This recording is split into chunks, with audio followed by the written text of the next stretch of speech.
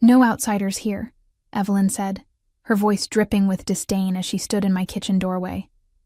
"This is family bonding time, and you simply don't qualify." Her words hit me like a slap to the face, and I felt my heart sink into my stomach. The annual family cruise that I had been looking forward to for months was suddenly being torn away from me. My name is Justine, and I'm 35 years old. I work as a marketing coordinator for Gravora Group, a successful advertising agency in Portland, Oregon. For the past 3 years, I've been married to Brian, and I thought I had finally found my place in his family. But standing there in my own home, listening to my mother-in-law explain why I wasn't welcome on their 7-day Caribbean cruise, I realized how wrong I had been. "But Evelyn, I've already taken time off work," I said, trying to keep my voice steady. "I've been planning for this trip for months. We talked about it at Thanksgiving, and you seemed excited to have me join." She waved her hand dismissively, her perfectly manicured nails catching the afternoon light streaming through the kitchen window. "Plans change, dear. This year we need to focus on strengthening our family bonds. You understand, don't you?" I didn't understand at all. What I understood was that despite 3 years of marriage, despite hosting countless family dinners in this very kitchen, despite bending over backward to gain her approval, I was still considered an outsider. The realization left me feeling hollow and confused. "Where's Brian?" I asked, looking around as if he might materialize to defend me. "Does he know about this change?" "Of course he knows," Evelyn replied with a smug smile that made my skin crawl. "He's the one who suggested we keep it intimate this year. Just the core family members." My hands trembled as I gripped the edge of the granite countertop. Brian and I had discussed this cruise extensively. We had picked out excursions together, talked about which formal nights we would attend, even planned romantic moments on the ship's deck under the stars. Now his mother was telling me that he had actively excluded me from these plans. "I think there's been a misunderstanding," I said weakly, though deep down I felt the crushing weight of betrayal settling in my chest. Evelyn stepped closer, her blue eyes cold and calculating. "There's no misunderstanding, Justine. Some things are more important than hurt feelings. Family legacy, family traditions, family loyalty. These concepts might be difficult for someone like you to grasp." The "someone like you" comment stung worse than everything else combined. It carried years of subtle jabs about my middle-class background, my state school education, and my career in what she called creative fluff. But something about this moment felt different, more final somehow. I sensed there was something darker lurking beneath her usual cruelty. The relationship between Evelyn and me had been strained from the very beginning. When Brian first introduced me to his family at their sprawling estate in the hills outside Portland, I knew I was walking into a world where I didn't belong. The Walsh family had old money, the kind that came with expectations and traditions that stretched back generations. Brian's father, Harrison, had built a successful shipping empire, and the family lived a life of luxury that I could barely comprehend. Their home was filled with antique furniture, original paintings, and crystal that cost more than my annual salary. Evelyn had never worked a day in her life, spending her time organizing charity luncheons and country club events with other wealthy wives. From our first meeting, Evelyn made it clear that she found me lacking. She would ask pointed questions about my family background, my education, and my career prospects. When I told her I had worked my way through college and was proud of my achievements at Gravora Group, she smiled politely, but I could see the judgment in her eyes. "How quaint," she had said. "Brian has always been drawn to charity cases." Despite her obvious disapproval, I had tried everything to win her over. I hosted elegant dinner parties, bought thoughtful gifts for every occasion, and even took cooking classes to prepare Brian's favorite meals. I studied wine pairings and learned about art history so I could contribute to her conversations. Nothing I did seemed to matter. Brian, for his part, seemed oblivious to his mother's treatment of me. When I brought up her cutting remarks or deliberate exclusions, he would brush off my concerns with phrases like, "That's just how she is," or "She'll come around eventually." He loved his mother deeply, and couldn't see past her charm to the calculating woman underneath. The family cruise had become an annual tradition 5 years ago, shortly after Harrison's retirement. Every summer, the extended Walsh family would charter a luxury cruise ship for a week of bonding and relaxation. There would be elaborate dinners, deck parties, and excursions to exotic locations. Last year, as a newlywed, I had been included and had genuinely enjoyed myself despite Evelyn's constant passive-aggressive comments. This year was supposed to be different. Evelyn had seemed warmer toward me during the holiday season, and I had dared to hope that I was finally being accepted into the family fold.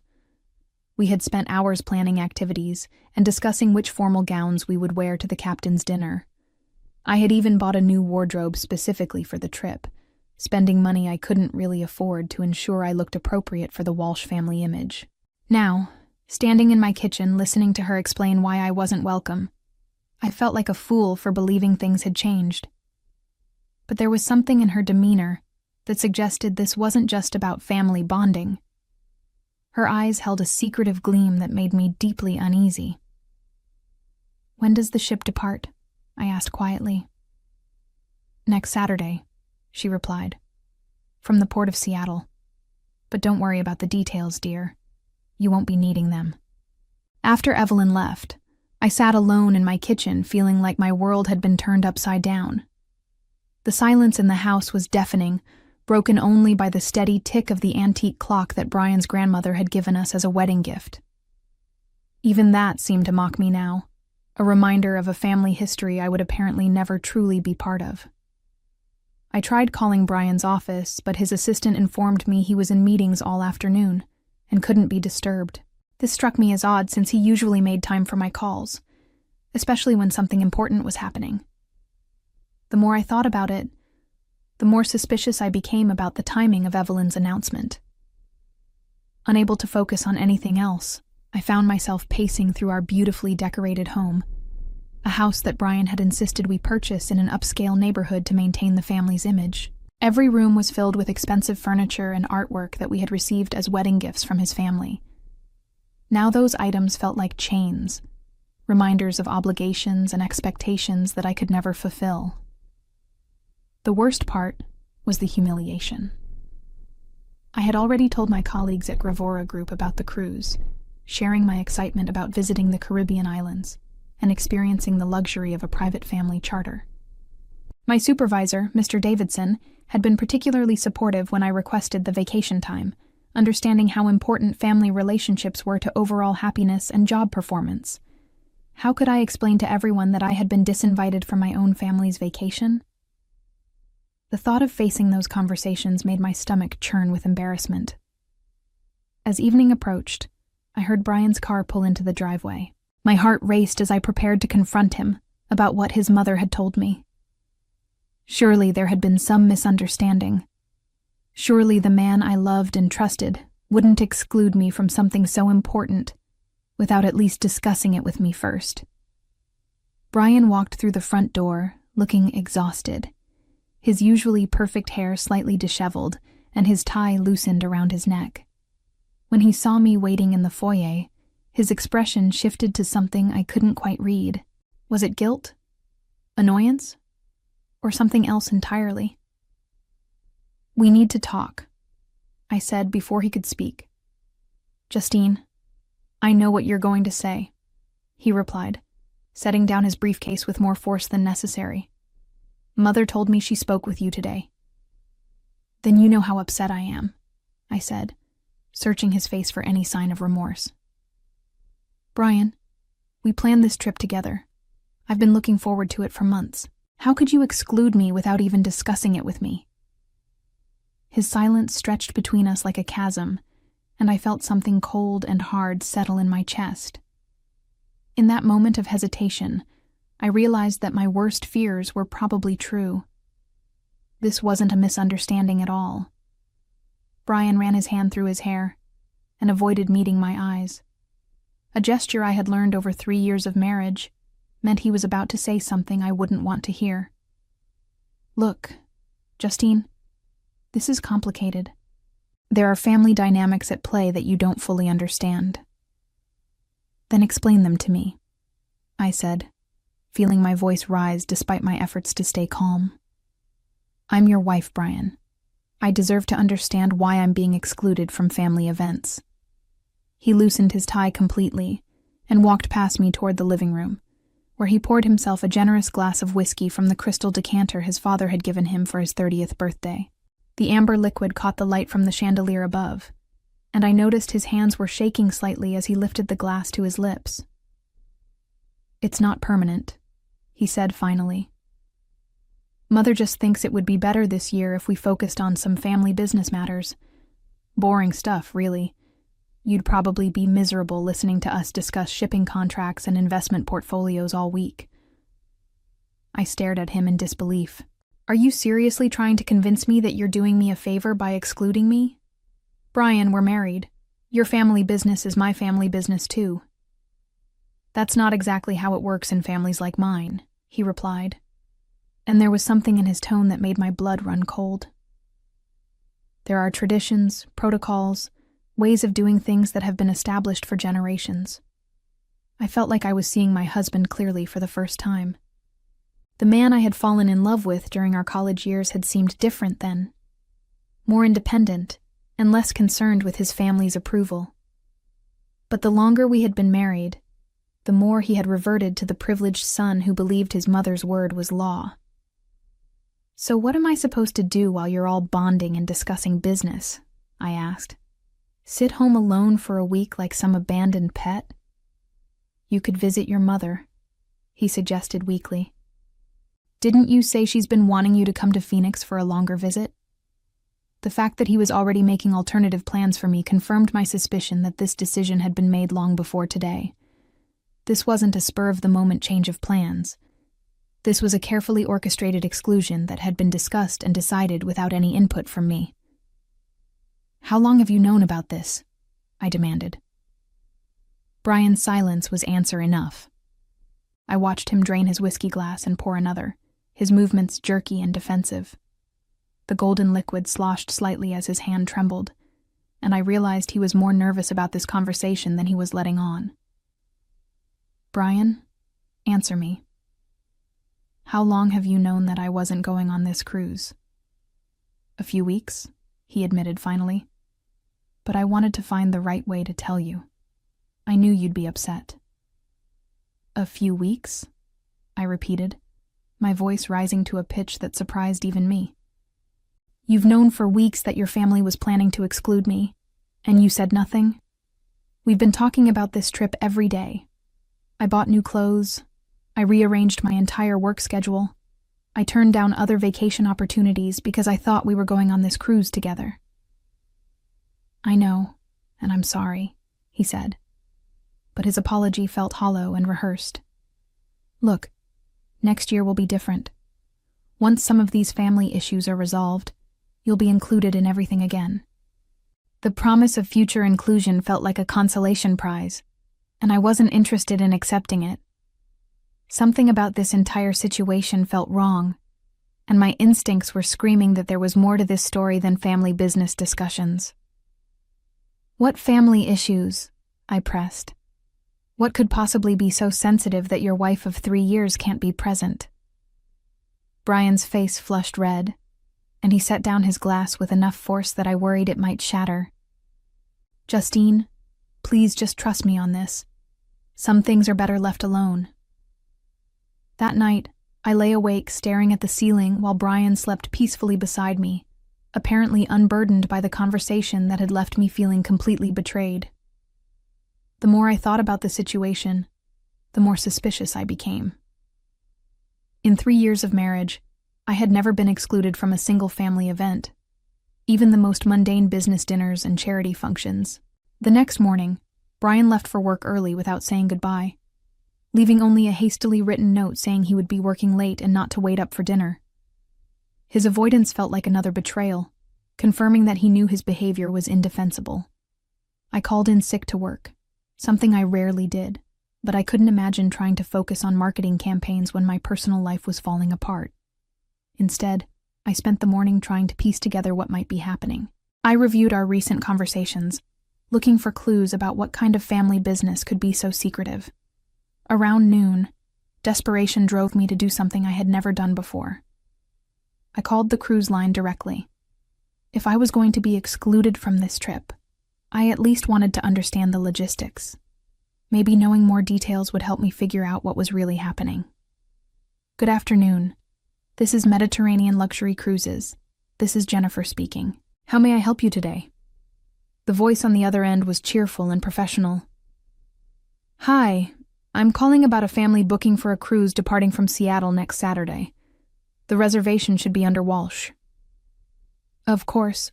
Let me look that up for you. Can you provide me with a first name for the primary reservation holder?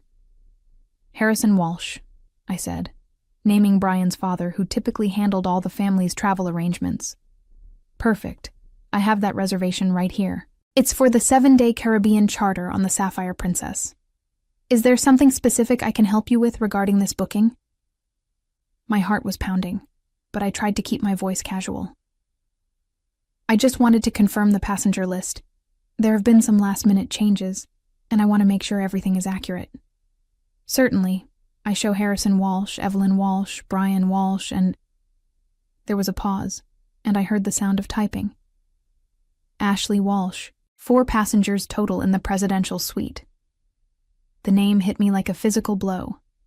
Ashley Walsh, Brian's ex-girlfriend from college, the woman he had dated for 2 years before we met. The woman his mother had always believed was a better match for him because she came from an equally prestigious family background. I'm sorry, I managed to say, my voice barely above a whisper. Did you say Ashley Walsh? Yes, that's correct. Is there an issue with the registration? My mind was reeling. Ashley wasn't even married to anyone in the Walsh family. How could she possibly be registered as family when I, Brian's actual wife, had been excluded for not being family enough? No issue, I said quickly. Thank you for your help. I hung up the phone and sat in stunned silence in my kitchen, the same room where Evelyn had delivered her cruel message about outsiders not being welcome. Now I understood why she had seemed so secretive, and why Brian had been so defensive. This wasn't about family bonding or business discussions. This was about something much more personal and devastating. Ashley Walsh. The name echoed in my mind as pieces of a horrifying puzzle began falling into place. Brian had been acting strangely for months, working late more often, taking phone calls in private, being less affectionate and attentive at home. I had attributed it to work stress, but now I was beginning to suspect something much worse. I spent the rest of the afternoon in a state of shock, trying to process what I had learned. Ashley Walsh was going on my family's cruise, registered under the Walsh name as if she belonged there more than I did. The implications were staggering and heartbreaking. Ashley had been Brian's college girlfriend, the daughter of a prominent banking family who had fit seamlessly into the Walsh social circle. She was everything Evelyn had wanted in a daughter-in-law: well-bred, wealthy, and appropriately connected. When Brian had chosen me over her, I thought it was because he loved me for who I was rather than what I represented. Now I was beginning to wonder if that choice had ever been real, or if it had simply been a temporary rebellion against his family's expectations. I tried calling Brian's office again, but his assistant informed me that he was in client meetings all day and couldn't be reached.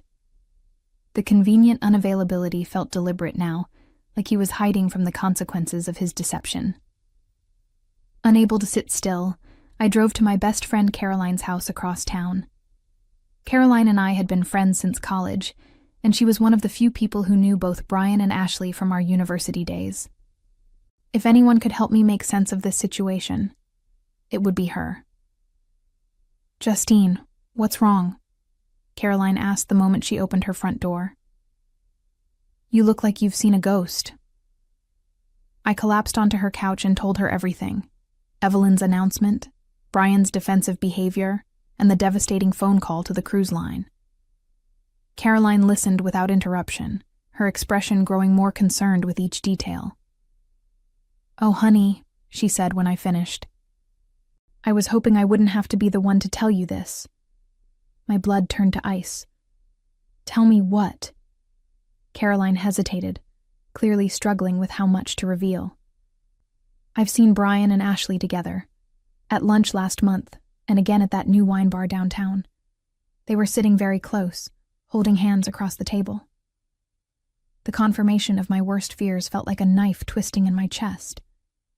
"Why didn't you tell me?" "I thought about it every day," she said, her eyes filling with tears. "But I kept hoping I was misreading the situation. Maybe they were just discussing business, or maybe she was going through a difficult time and needed a friend. I didn't want to destroy your marriage over what might have been innocent interactions." "Innocent?" I laughed bitterly. "She's going on our family cruise, Caroline. She's registered as a Walsh family member while I'm being excluded as an outsider." Caroline reached over and took my hand.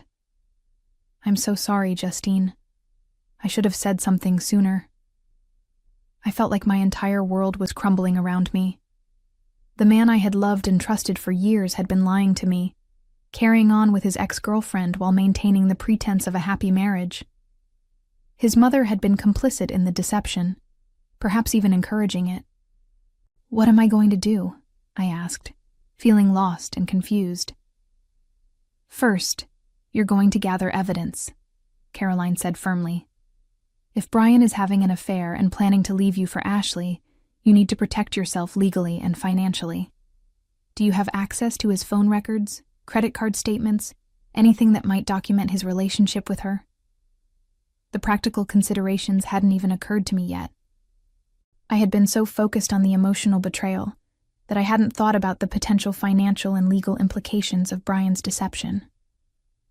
"I need to go home," I said, standing up abruptly. "I need to figure out what's really been happening in my own marriage." That evening, when Brian came home from his mysteriously long day of meetings, I was waiting for him in the living room with a glass of wine and what I hoped looked like a calm expression. I had spent hours planning this conversation, and I knew I had only one chance to get the truth from him.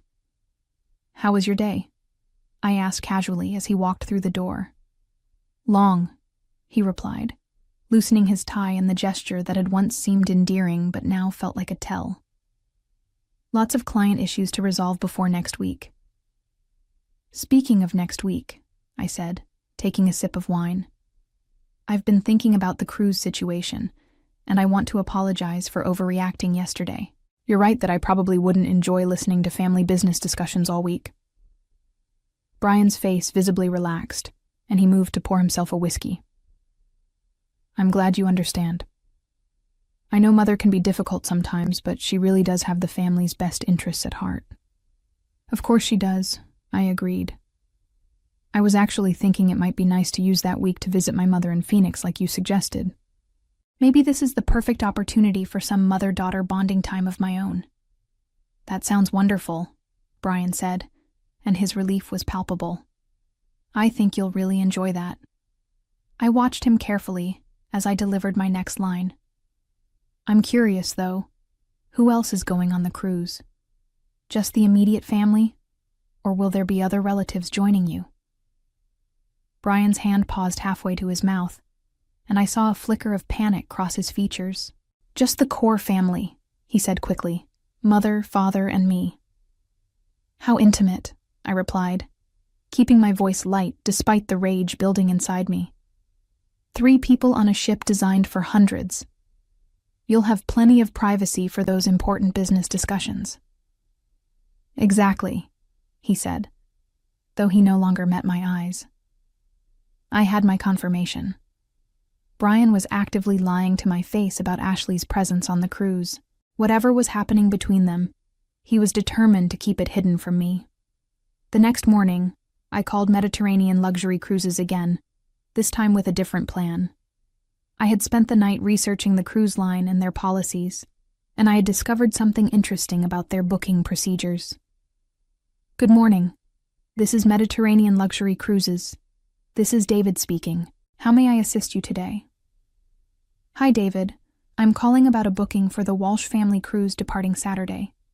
I need to make some changes to the passenger manifest." "Certainly. Can you provide me with the confirmation number or the primary account holder's information for verification?" The primary account holder is Harrison Walsh, I said. However, I'm calling because there's been a significant error in the booking that needs immediate attention. What kind of error? One of the passengers listed, Ashley Walsh, is not actually a family member. She's been fraudulently registered using our family name, and we need her removed from the booking immediately. There was a pause as David processed this information. That's quite serious, ma'am. Are you saying someone has attempted to use your family's reservation fraudulently? That's exactly what I'm saying, I replied. Ashley Walsh has no legal right to use the Walsh family name or to be included in our family booking. This is a case of identity fraud that could have serious legal implications for your cruise line, if not corrected immediately. I understand your concern. Can you hold while I speak with my supervisor about the proper procedure for handling this type of situation? Of course, I said, feeling a surge of satisfaction. I'll wait. When David returned to the line, his tone was more serious. Ma'am, my supervisor has instructed me to remove the passenger in question from the booking effective immediately. We take fraud very seriously, and we appreciate you bringing this to our attention. Thank you, I said. I trust this matter will be handled with appropriate discretion. The first phase of my plan was complete. Ashley would arrive at the port on Saturday morning to discover that she was no longer welcome on the Walsh family cruise. But I wasn't finished yet. Brian and his mother had orchestrated this betrayal together, and they both needed to face the consequences of their deception. That afternoon, I made another phone call, this time to Harrison Walsh's office. Brian's father had always been kind to me, and I suspected he might not be fully aware of what his wife and son were planning. Mr. Walsh, I said when his assistant connected the call. This is Justine. I hope I'm not disturbing you, but I wanted to discuss something important about the family cruise next week. Of course, Justine. What can I help you with?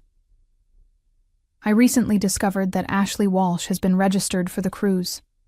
I wanted to make sure you were aware that Brian and I are going through some marital difficulties, and it might be inappropriate for his ex-girlfriend to be included in what I understood was meant to be a family bonding experience. The silence on the other end of the line told me everything I needed to know. Harrison had no idea that Ashley was supposed to be joining them on the cruise. I think there may have been some confusion, he said finally. Let me look into this matter and get back to you. Thank you, I replied. I appreciate your understanding during this difficult time. I hung up the phone knowing that the Walsh family was about to have some very uncomfortable conversations. Harrison would confront Evelyn and Brian about Ashley's inclusion, forcing them to explain their deception. The carefully planned romantic getaway was turning into a family crisis. But I still had one more move to make, the most important one of all. I picked up my phone and dialed the number for Braxford Legal Associates, the premier divorce law firm in Portland. It was time to protect myself and ensure that Brian's betrayal would have lasting consequences. Good afternoon. This is Attorney Patricia Braxford speaking. Attorney Braxford, my name is Justine Walsh, and I need to discuss filing for divorce. I've recently discovered that my husband is having an affair, and I believe he's planning to leave me for another woman. I'm sorry to hear about your situation, Justine. Can you come in this afternoon to discuss the details? Yes, I said, feeling a sense of determination replace the devastation I had been carrying for days. I'll be there within the hour. In the weeks that followed, the Walsh family's carefully constructed facade began to crumble under the weight of their own deceptions.